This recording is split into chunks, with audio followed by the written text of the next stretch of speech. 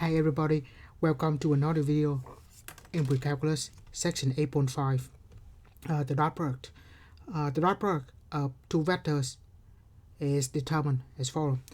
If vector v is a vector of two components a1, b1, w is a vector of two components a2, b2, then the product is determined to be the sum of the products of the corresponding components.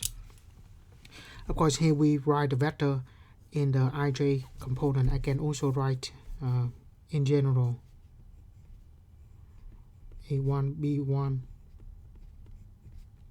dot a2 b2 is equal a1 b1 a1 a2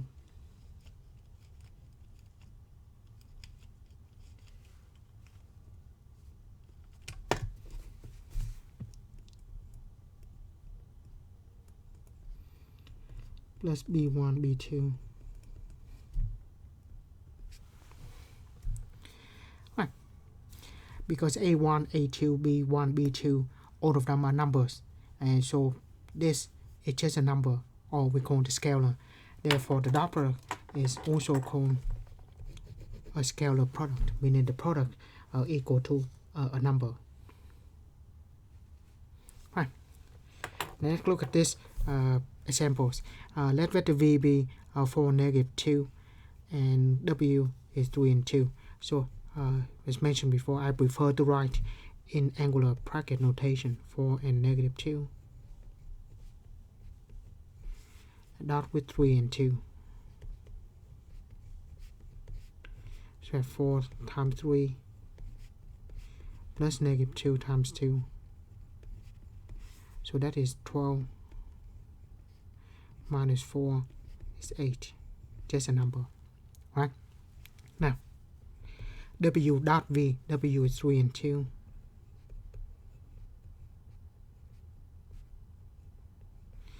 And v is 4 and -2. 3 times 4 plus 2 times -2. Once again, we have 12 minus 4, which is 8. Right, next, v dot v, the vector v is 4 and -2. Dot with 4 and -2. So the product 4 times 4 plus -2 times -2. So that is 16 and 4, which is 20. Right, very straightforward. The dot product. That is. Now, magnitudes of v. We talked about this in the previous section. Vector v is 4 and -2. The dot. The magnitude is the square.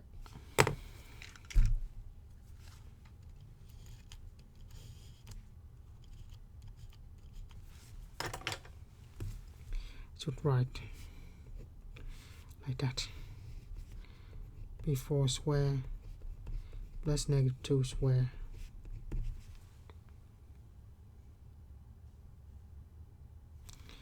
And that is square root of 20 .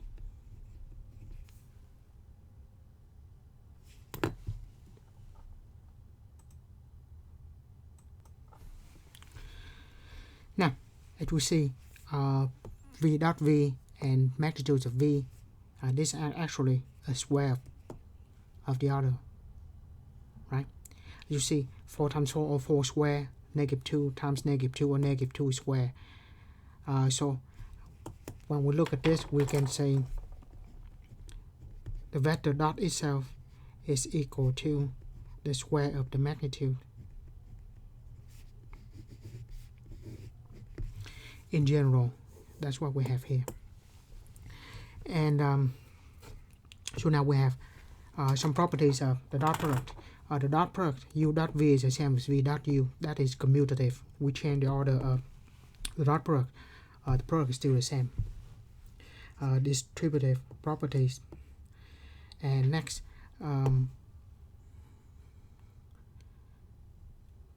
the vector dot with itself is the magnitude square, therefore it cannot be negative.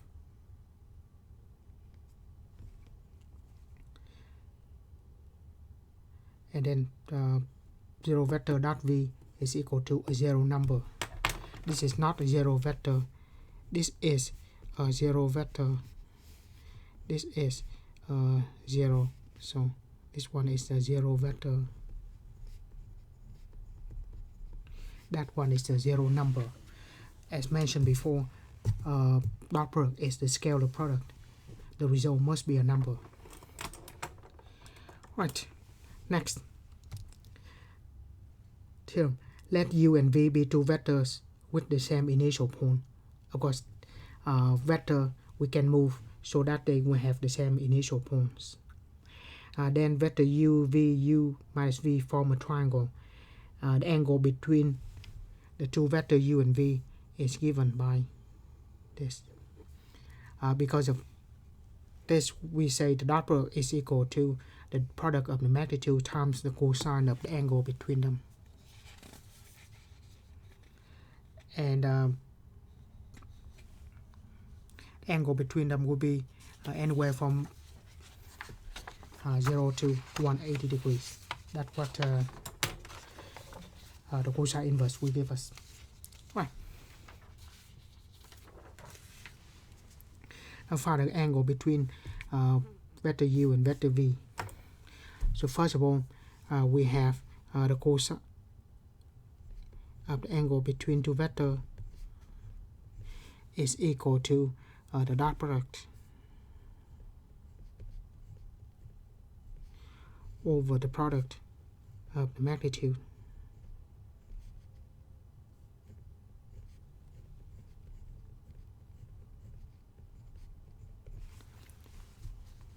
Right. So the dot product of 2 and negative 4 and 5 and 3, product of the magnitude, that gives us 2 square plus negative 4 square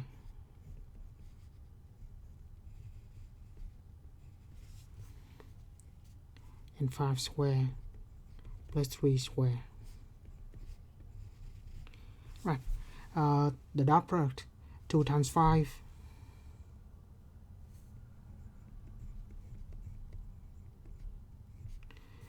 plus negative 4 times 3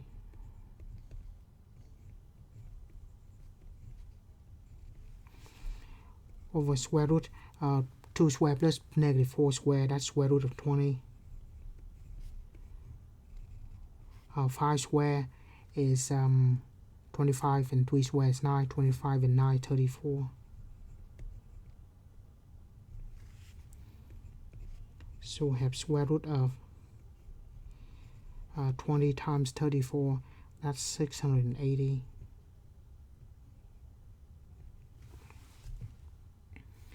And 10 minus 12, that's minus 2. Right. And we just take inverse of cosine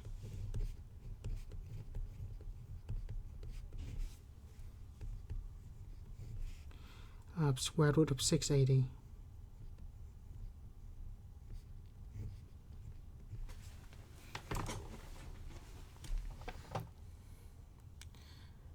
Right. Inverse cosine negative 2 divided by, make sure it's in degree mode.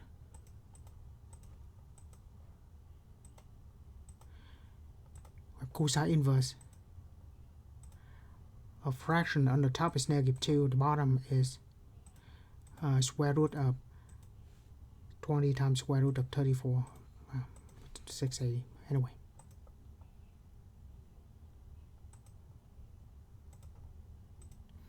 So 94.4 degree. Straightforward. Next, two vector v and w are said to be parallel if there is non-zero scalar alpha such that v is equal to alpha times w, meaning that one vector is the multiple of the other. In that case, the angle between them is 0 or pi.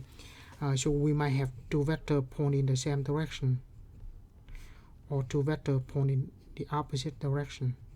So in that case, the angle between them is 0. This case, the angle between them is pi, or 180 degrees.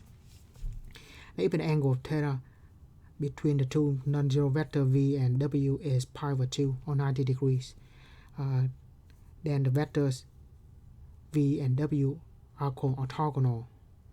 Two vectors are orthogonal if the dot product is equal to a zero number. Right. We did have that the dot product is equal to the magnitude, the product of the magnitudes times cosine of the angle between them. If the angle between them is 90 degrees, cosine of 90 degrees is 0, and the dot product equal to 0 if the angle is 90 degrees.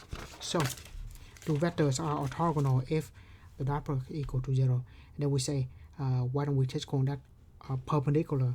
Usually perpendicular is called where we have kind of like that, two vector that two lines that are perpendicular, but the vector has no location. So in 3 dimensions, it might look like this. Actually, it's not perpendicular, but if you look on different perspective and you move them, they're perpendicular. But in fact, that might not actually intersect. So orthogonal meaning that the angle between the two vectors are 90 degrees, meaning we can move them so that the angle is 90 degrees. So a little more general than perpendicular. Right, next, determine if the vector negative 1 and 4 and 4 and 1 are orthogonal. So in that case, we just see if the dot product is equal to 0.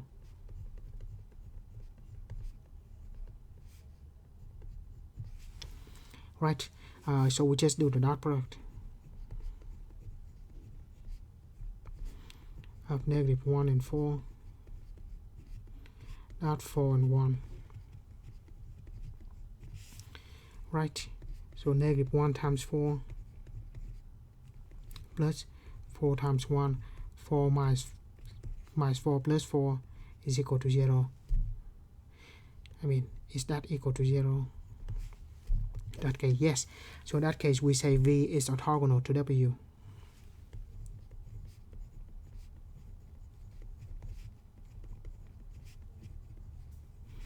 I would just say they are orthogonal to each other.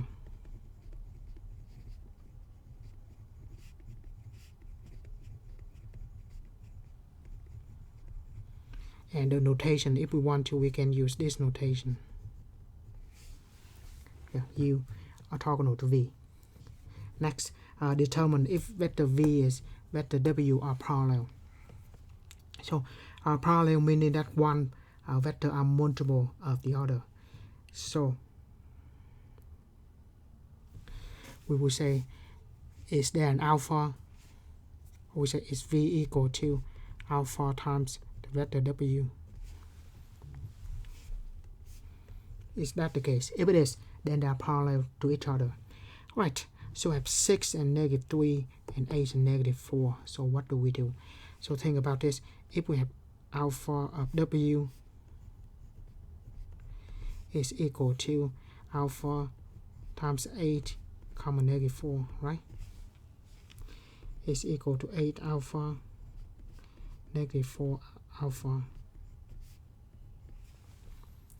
Now, if it is to be equal to 6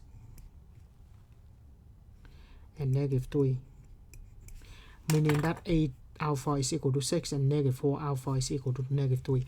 So do we have 8 alpha equal to 6 and negative 4 alpha equal to negative 3? Is this true? Can we find such alpha? Right. So here alpha 6 over 8 reduce, give us 3/4. Alpha negative 3 over negative 4 also reduced to 3/4. And we see there is an alpha. So that alpha times w is equal to vector v. So we say v is the multiple of vector w. So yes, so in that case they are parallel to each other. So we say v parallel to w, or w parallel to v. So that is orthogonal. This is parallel. Yeah, so they are parallel to each other. Answer is yes.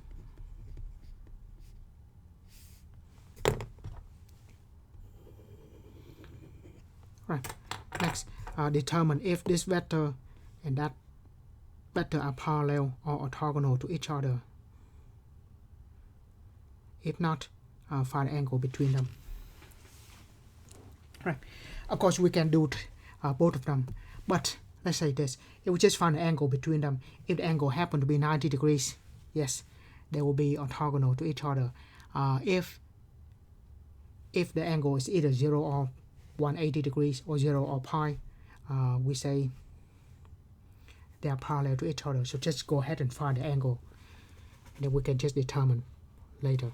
So cosine of the angle between two vectors is equal to the product, the dot product, over the product of the magnitude.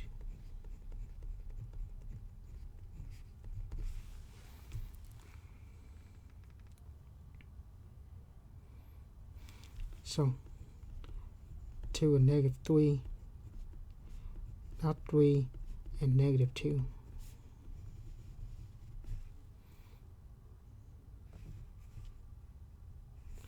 Right, the magnitude 2 square, negative 3 square, 3 square, negative 2 square.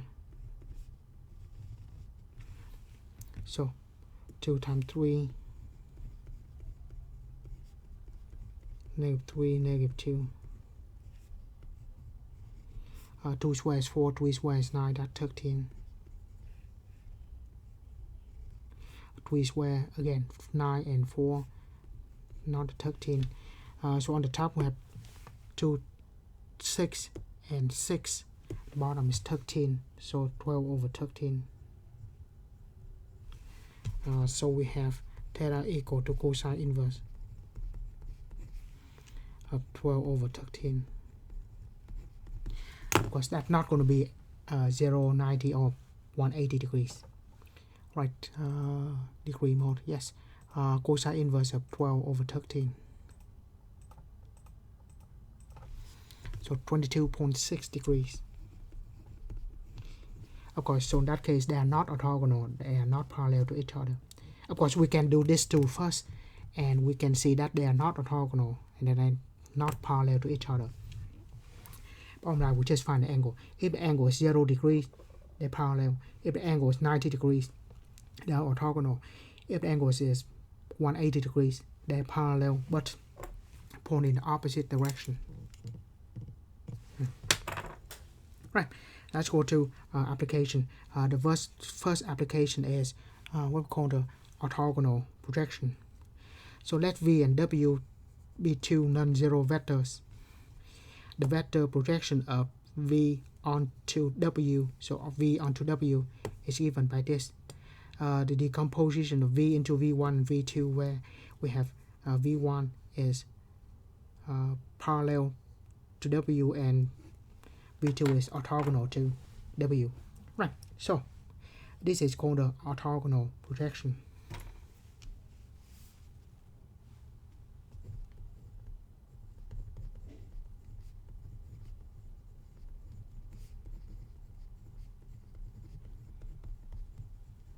So the projection of V onto W, what we're actually doing is thinking about, let's say we have a vector W. This vector W is this line.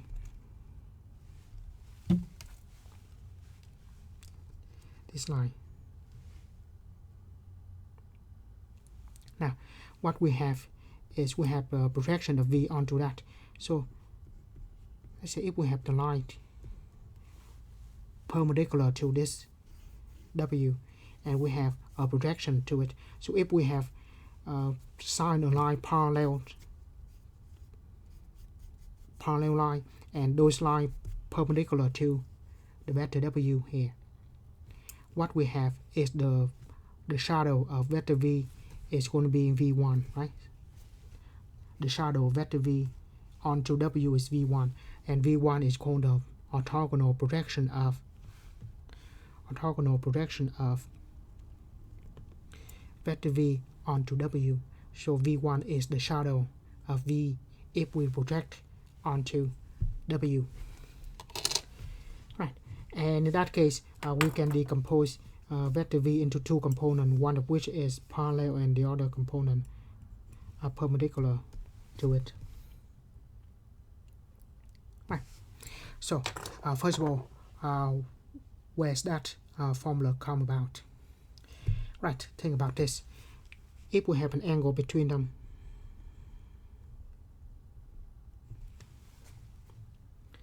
then we have cosine of the angle.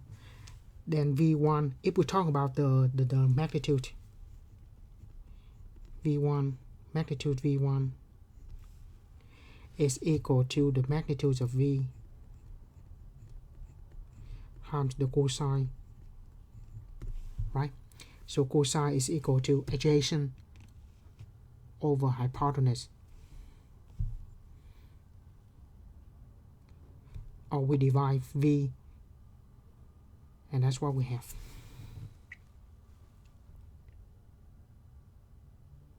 Right? So that gives us the magnitude. Yeah. Or we say x is equal to r cosine theta. Same thing. Now, the cosine is the angle between two vectors. So if we write cosine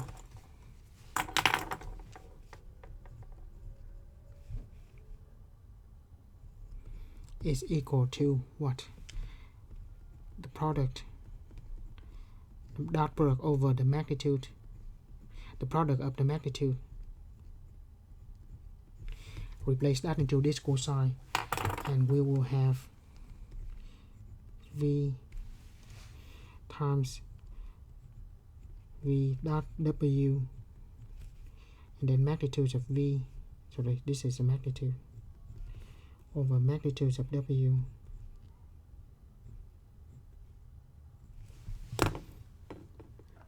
and we cancel out the magnitude of v. So bottom line is we have v1, the magnitude of v1 equal to the dot product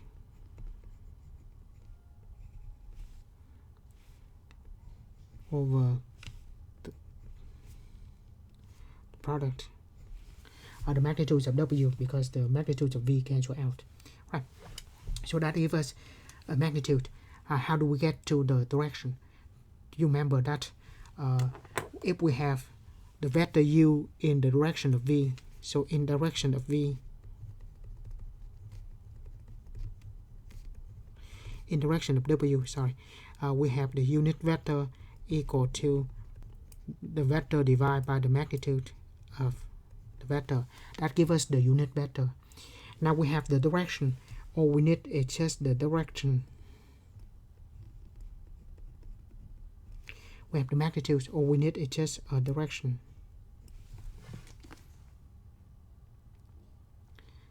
And that will give us the vector v. The vector v1. So we have a magnitude is this much already. We just need to multiply by the direction.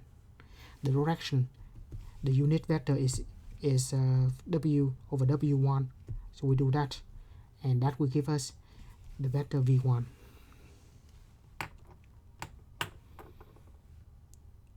Right. So this is magnitude, so we can just multiply that.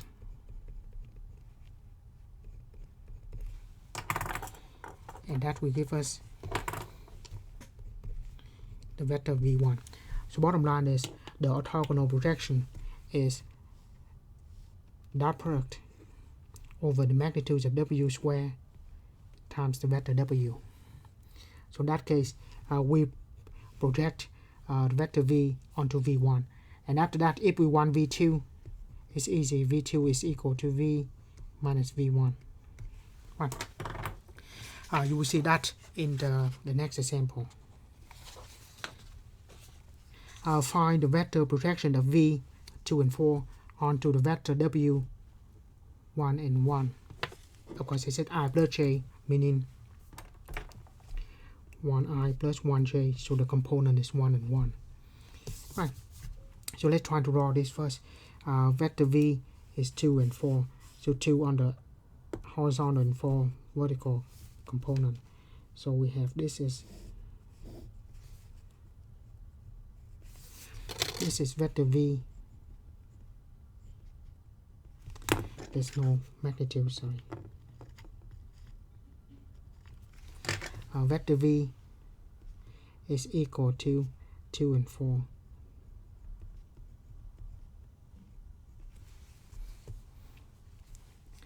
Vector w is 1 and 1. I draw that in the standard position where the tail is at 0, 0. So this is w 1 and 1. So meaning that we're going to project this onto w. Of course, if we project that w is, if it is this magnitude is not enough, so what I do is I extend w in that, and now shine a line perpendicular to it, and what shadow? The shadow will be the orthogonal projection. So now if we have the projection of v onto it,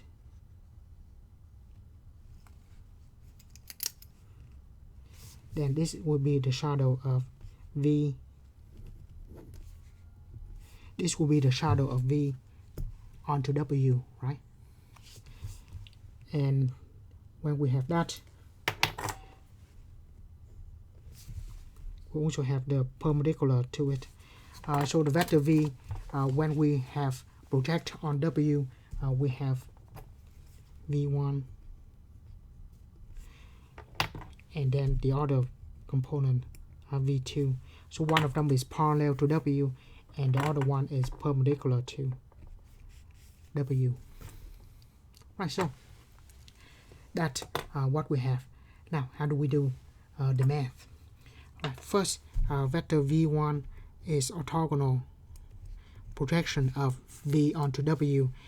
So we have v dot w over magnitude of w square times magnitude of vector w. Right, so that is orthogonal projection. So the dot product of 2 and 4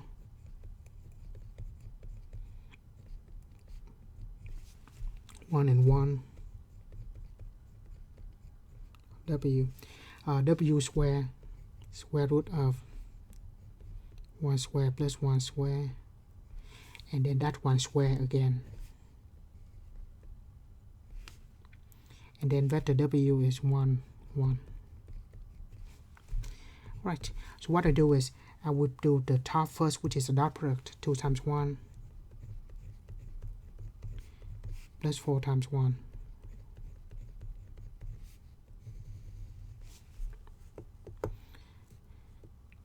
Right, at bottom, square root of 2 square. 1 square plus 1 square is 2, square root of 2 square, so just 2. And then 1, comma 1. 2 times 1 is 2, plus 4 is 6 divided by 2, so it's 3 of 1, 1. So this is going to be 3 and 3. As you see, the projection or the shadow of v onto w is going to be 3 and 3, right? Yeah, that makes sense. Now, use that. Now find v2.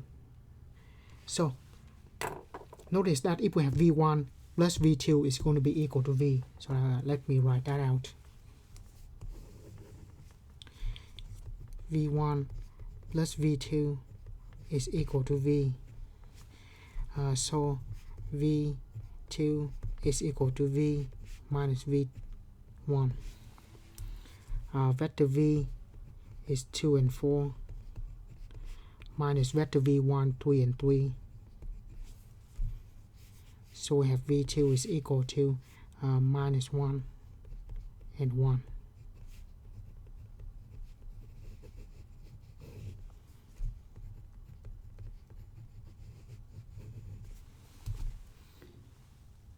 Right. Now, as you see, vector v2, 1 unit to the left, -1, and 1 unit up. So v2 is indeed -1 and 1. Right.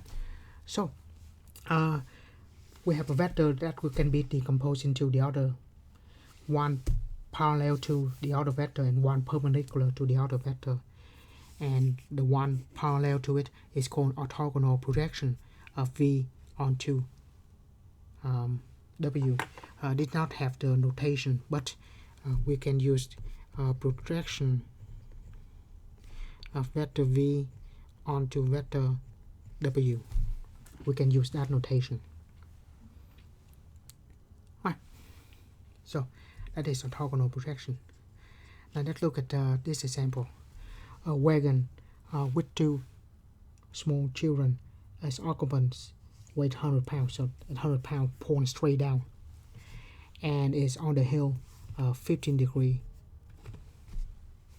Right?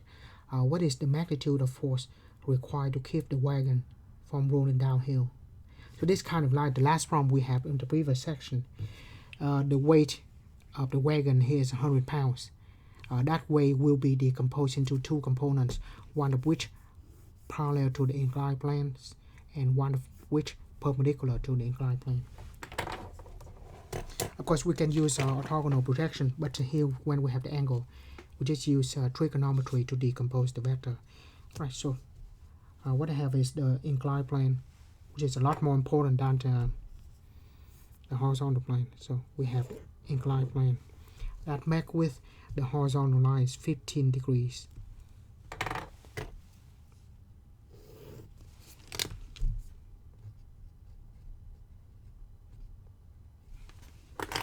Right, the wagon.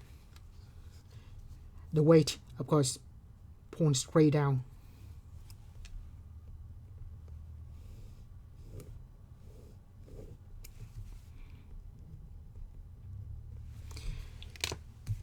And we call the force due to gravity. That's what it says, the F of G.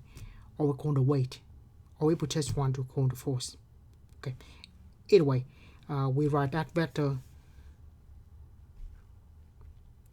Let's call that just like what I said, the force due to gravity. If I write that vector, it's going to be 0 because it's not going to go left or right. Not going to go horizontally. It just goes straight down of 100 pounds. So I can just write like this. If I want to write that as a vector, that could be it. The magnitude is 100. Now, like I said on the previous section, do not decompose that into a horizontal and vertical component, rather than decompose this vector into 2 components, one of which perpendicular to the inclined plane and one of which parallel to it. So we try to decompose this into 2.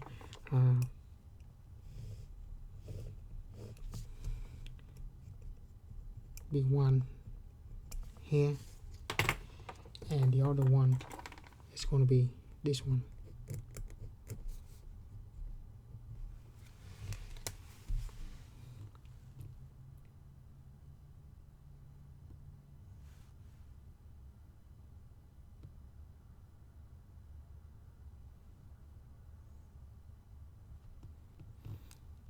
Right. Of course, on the previous section, we can draw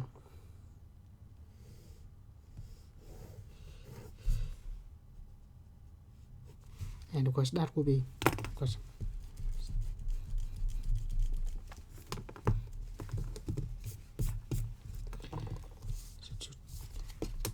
we have this, it should be actually 90 degrees.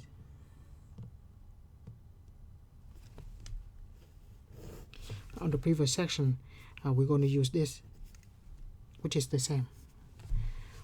Either way, what we need to determine is this part here, or this part here. the component of the weight that is parallel to the inclined plane. So we need this component. Right, either we use that triangle or we use this triangle, either way. Let's use this triangle. Now notice that we have a triangle here that is 15 degrees. This is also 15 degrees. So in that case, this component is opposite to the 15 degrees, right? So we write out that component. That component is going to be, okay, let's say, if we want the magnitudes of V is the opposite over the hypotenuse is equal to opposite over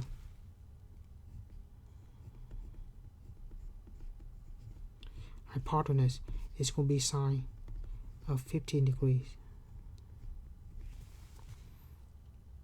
right? So in that case, we have the magnitudes of this vector over 100, because the magnitude of the weight is 100 pounds, equal to sine of 15 degrees. So we have the vector V be equal to 100 times sine of 15 degrees.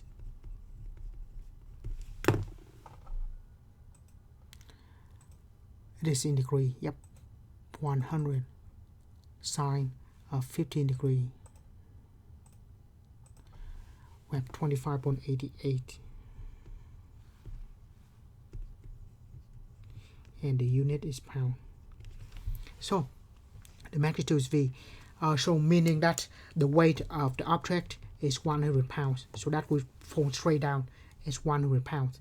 But that 100 pounds coming straight down will be decomposed into the two components, one of which sliding down the inclined plane, one of which is perpendicular to the inclined plane.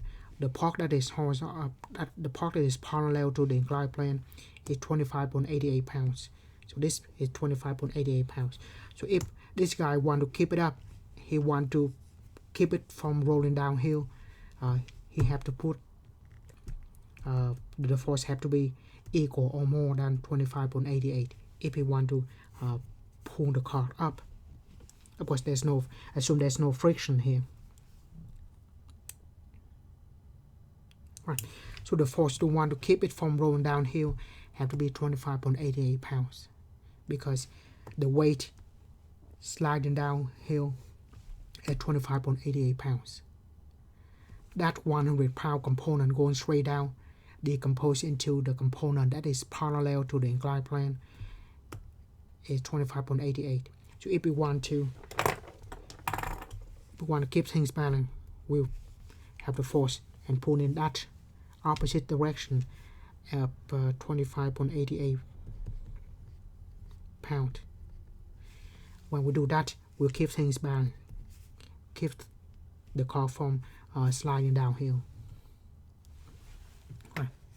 So, as mentioned before, try to decompose everything into orthogonal coordinates, one of which parallel to the inclined plane and one of which perpendicular to inclined plane. Do not go with the traditional horizontal and vertical components. Right.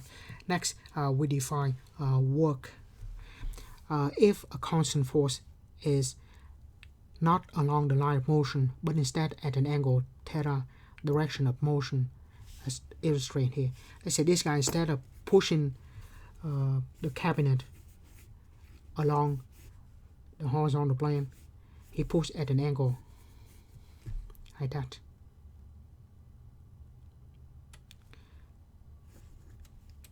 Then the work done of F moving is defined to be a dot product. Of course, if we write like that, we can also say the dot product is the magnitude of the force times the magnitudes of the vector AB. He moved from A to B, and then the cosine of the angle in between them. Right, so that's easy enough. Now think about this. Okay, I cannot actually zoom the camera out, so I cannot say this. Think about this. If you try lifting weight,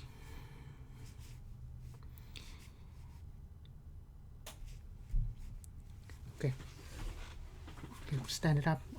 Like I said, I cannot zoom that camera out. So think about this. If you try lifting weight, let's say if your hand is like this is your elbow,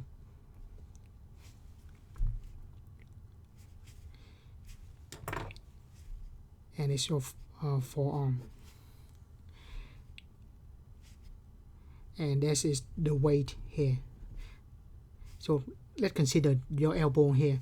You lift, so move up and down, so you can lift the weight where your arm here and the forearm, and you try to bend the elbow to lift the object. So in that case, you do some work, right? Because what you actually move an object, that is opposite to, because the weight, like I said, the weight is always point straight down. You actually move an object up and down. You move the object against the gravity, against the weight. So you actually do some work. But thinking about different scenario, instead of you put your hand horizontal like this, and the elbow here, you try to move the forearm back and forth. The weight here, if you move the forearm back and forth, you not really do much work, right? Because you move the weight horizontally to the actual weight. The weight of the object always pointing down. If you move it horizontally, it did not have much work, because the work is the force times the direction of movement times the cosine of the angle between them. What if the angle between them is 90 degrees? Well, in that case, you just move the object around. You don't do much work. But if you want to actually generate more work, try to move the object up and down, especially against the gravity. So in that case, you do more work than just move the object horizontally. Right. Now, let's look at this example. A girl is pulling a wagon. The force of 50 pounds. So the force that she pulling is in that direction, and the magnitude of that is 50 pounds. How much work is done in moving this 100 feet? So actually the vector AB, and that is 100 feet in between.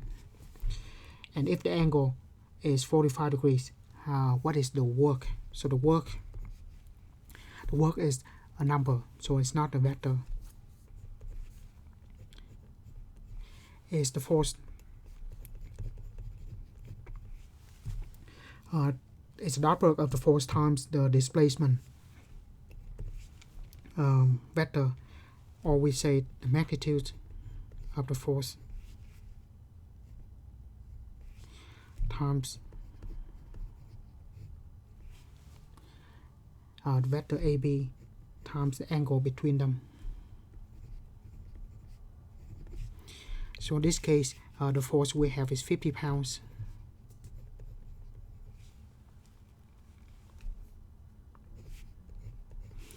The distance, it actually moved 100 feet. And the angle between them, 45 degrees. So we just do that as straightforward.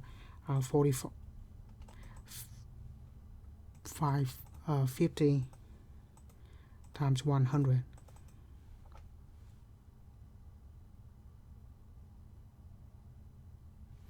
Times the angle between them. cosine of the angle between them.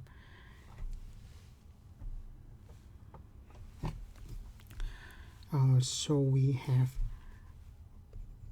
3,535.5, and the unit will be foot-pounds.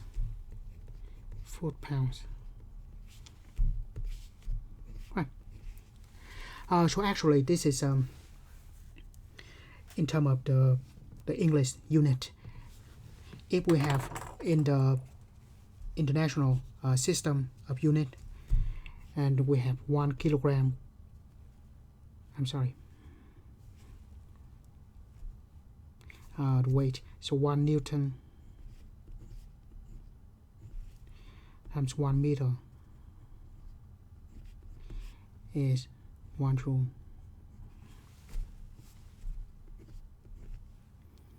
And Newton is